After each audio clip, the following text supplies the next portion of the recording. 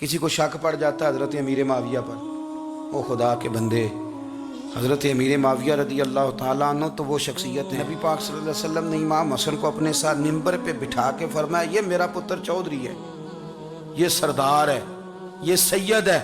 حضور کس طرح؟ فرمایا جب مسلمانوں کی دو جماعتیں لڑیں گی تو یہ صلح کرائے گا۔ تو وہ حضرت امیر معاویہ کی جماعت جس کے ساتھ حضرت امام حسن صلح کرے، تجھے کیوں نہیں قبول؟ بلا وجہ الجھتے ہو؟ بلا کہتے جی وہ یزید کے ابا جی تھے، تو نوح علیہ السلام کا بیٹا بھی تو کافر تھا نا، تو کافر کا باپ ہونے کا معنی یہ ہے کہ آپ الزام لگا دیں گے؟ عجیب آپ بات کرتے ہیں۔ قیامت میں کوئی کسی کا بوجھ، قرآن نے فیصلہ کر دیا، کوئی کسی کا بوجھ، یزید اپنے معاملات کی جواب دے گا، اس کے گھر والے اس کی باتوں کا جواب، اور جو یہ کہتے ہیں نا کہ ان کے والد معاذ اللہ ٹھیک نہیں تھے، وہ یہ بھی لکھتے ہیں کہ یزید کا پتر بڑا ٹھیک تھا۔ یزید کے بیٹا ہے جس کا نام معاویہ بن یزید ہے، یزید کے بعد لوگوں نے تخت پہ بٹھایا، 40 دن اس نے حکومت کی، اور لوگوں سے کہنے لگا کہ نہ میں اس کرسی کے قابل ہوں، نہ میرا باپ قابل تھا۔ یزید کا پتر فرمایا نہ میں اس قابل ہوں، نہ میرا ابا قابل تھا، میں اس کرسی پہ کیسے بیٹھوں جس کے پایوں میں محبوب کی اولاد کا خون ہو؟ تلاش کر لو کوئی اپنا امیر، 40 دن کے اندر بندہ تلاش کر لو، میں اس قابل نہیں۔ تم یہ تو لکھتے ہو اس کے بیٹے کے بارے میں، یہ کیوں نہیں مانتے کہ حضرت امیر معاویہ کے ساتھ امام حسن نے صلح کی؟ آپ بات کو سمجھیں۔ اور کچھ اتنے بیوقوف ہیں، اتنے نادان ہیں، ان کو کوئی اور بات نہیں ملتی تو کہتے ہیں امام حسین کو آنا نہیں چاہیے تھا، حکومت بن گئی تھی، یزید بیٹھ گیا تھا، معاذ اللہ۔ پتہ ہے حضرت عبداللہ بن زبیر کیا فرماتے تھے؟ فرماتے تھے ہم تو یزید کے خلاف اس وقت نکلے کہ ہمیں یقین ہو، یہ اس بندے کی بات بتا رہا ہوں جسے گٹی میرے نبی پاک نے لواب دہن سے عطا فرمائی، لواب دہن سے گٹی دی رسول کریم۔ حضرت ابوبکر صدیق کے سے حضرت زبیر بن عوام جو حضور کی پھپھی کے بیٹے ہیں، ان کے بیٹے حضرت عبداللہ بن زبیر کہتے ہیں ہم تو یزید کے خلاف اس وقت نکلے کہ ہمیں ڈر تھا، اگر اب بھی نہ نکلے تو آسمان سے پتھر برسیں گے، کہیں ہمیں سزا نہ ملی۔ اتنا بڑا مجرم اور تم کہتے ہو امام حسین کو نکلنا نہیں چاہیے تھا۔ تو خرابی ہوتی ہے میرے عزیز، خرابی ہوتی ہے۔ آپ کو پتہ ہے میں ان مسائل پر کم بات کرتا ہوں لیکن ضروری بڑا سمجھتا ہوں، میں سمجھتا ہوں یہ ضروری چیزیں۔ مہربانی فرمائیں کسی جگہ بھی کسی ایک کے بارے میں بھی اپنے عقیدے میں کبھی کوئی کمزوری پیدا، کبھی نہ کوئی کمزوری پیدا، اتنی سی بھی بات کسی کی سننا، کسی کی کرنا، ڈسکس، ہمارا منصب ہی نہیں، اور کچھ اور بیوقوف ہیں۔ میں یونیورسٹی میں تھا چند دن پہلے، تو لیکچر کے بعد ایک دوست مجھے کہنے لگے کہ مولوی ایک دوسرے کے پیچھے نماز نہیں پڑھتے۔ میں نے اس کو کچھ پیار کی دلیلیں بھی دی، محبت کی، اس کو کہتے ہیں الزامی جواب ہمارے اصول تفسیر میں۔ میں نے اسے کہا کہ ایک ڈاکٹر سے دوائی لے لیں، دوسرے کے پاس جائیں تو کہتے ہیں اسے تو پتہ ہی کو نہیں، تم غلط آدمی کے پاس چلے گئے۔ تو اس سے آپ کو ٹینشن نہیں ہوتی؟ یہ روز سیاستدان دھما چوکڑی مچا رہے ہوتے ہیں کہ فلانا چور ہے، فلانا چور ہے، تو اس سے نہیں ٹینشن، مولویوں کی ٹینشن ہے تم؟ کہنے لگا جی نہیں، کیوں نہیں نماز پڑھتے؟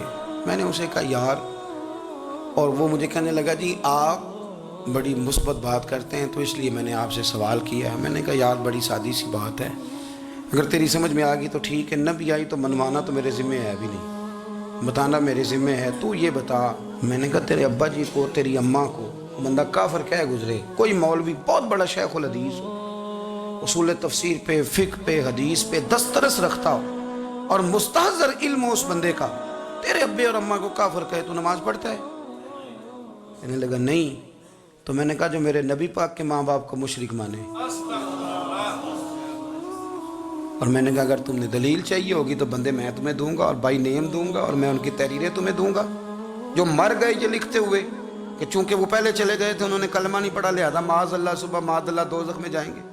تیرا حوصلہ پڑھتا ہے تو پڑھ نماز، میرا تو نہیں پڑھتا، میں کیسے پڑھوں؟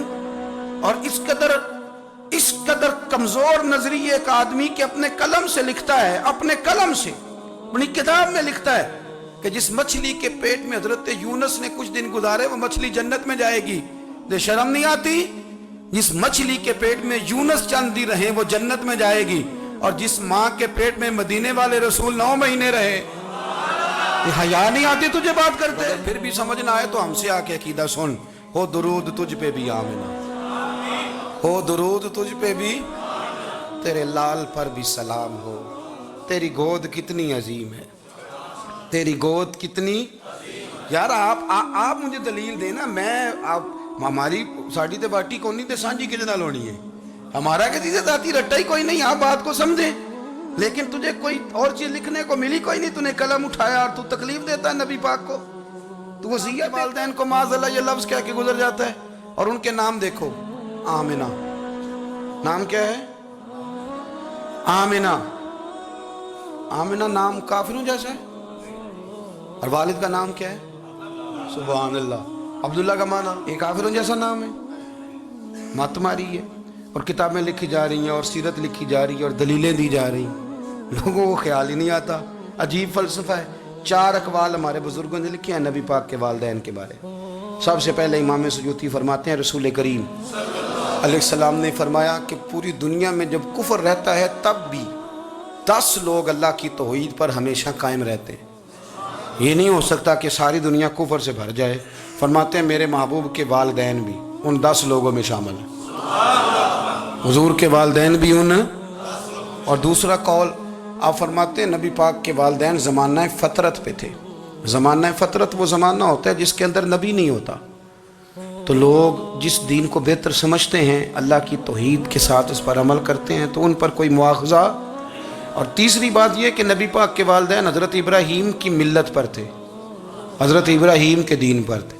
اور حضرت ابراہیم کا وہ دین ہے جس کو قرآن کہتا ہے کہ وہی دین ابراہیمی دین محمدی ہے صلی اللہ علیہ وسلم. وہی دین محمدی ہے.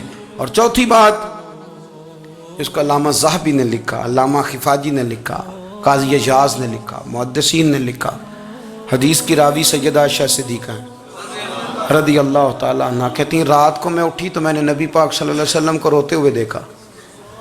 یا رسول اللہ کیا ہوا؟ فرمایا میں نے رب کریم کی بارگاہ میں عرض کی تھی یا اللہ میرے ماں باپ کو زندہ کر دے تاکہ وہ میرا کلمہ پڑھ لیں.